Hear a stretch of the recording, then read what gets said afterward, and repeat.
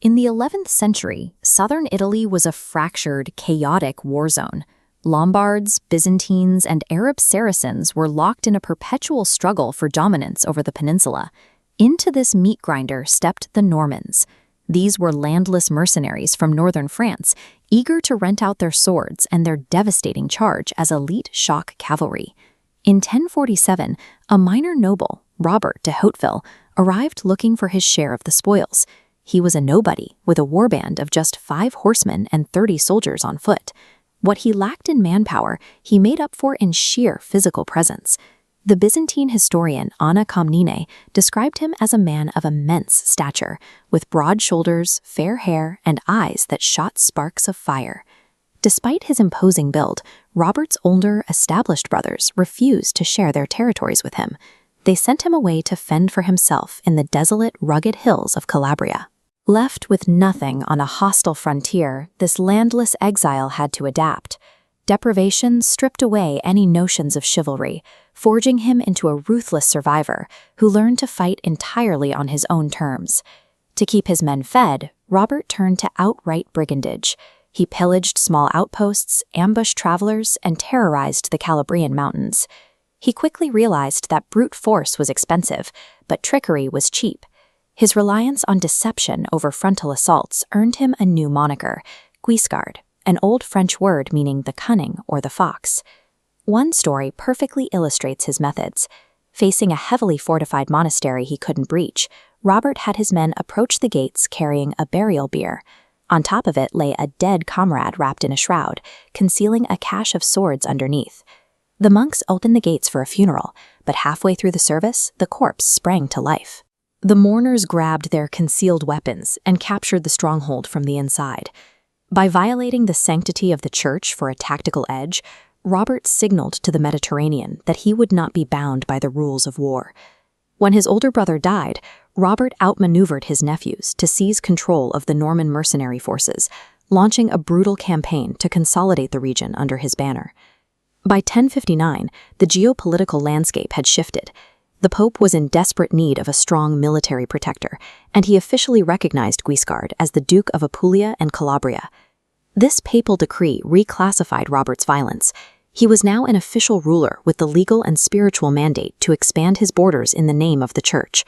He immediately turned his sights south across the Strait of Messina.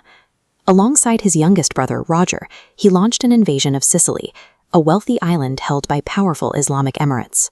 In Sicily, Robert supplemented his knights with opportunistic diplomacy, forming alliances with rival emirs to dismantle the island's defenses.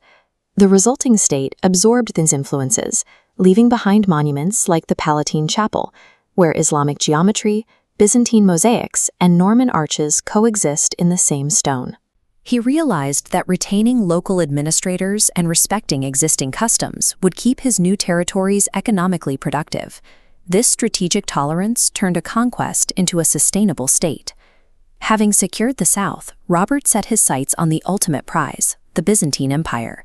He found a rogue monk, claimed the man was a deposed emperor, and used the impostor as a reason to invade.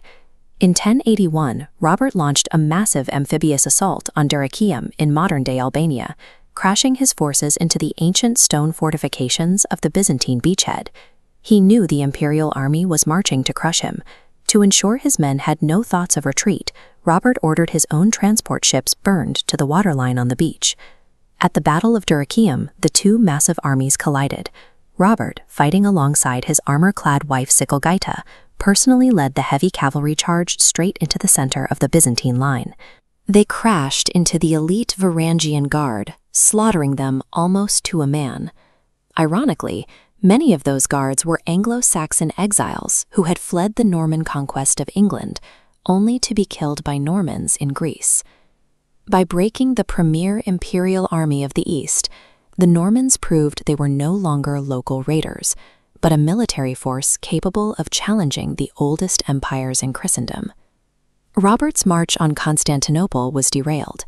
The Holy Roman Emperor besieged the Pope in Rome, trapping him inside Castle Sant'Angelo. Fulfilling his oath as protector, Guiscard force-marched 30,000 men to break the siege.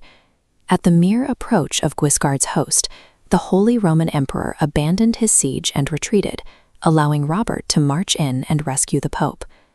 But the Roman citizens revolted against the Norman occupation.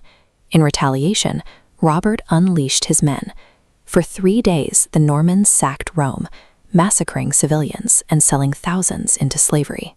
The man anointed to protect the Holy See had inflicted the worst destruction the city of Rome had seen in centuries. Even a brutal sack didn't satisfy him. Now in his late 60s, Robert immediately sailed back to the Balkans to resume his war against the Byzantines. But his luck finally ran out. In the summer of 1085, Robert Guiscard was struck down by fever on the island of Cephalonia. He died just a few hundred miles short of Constantinople.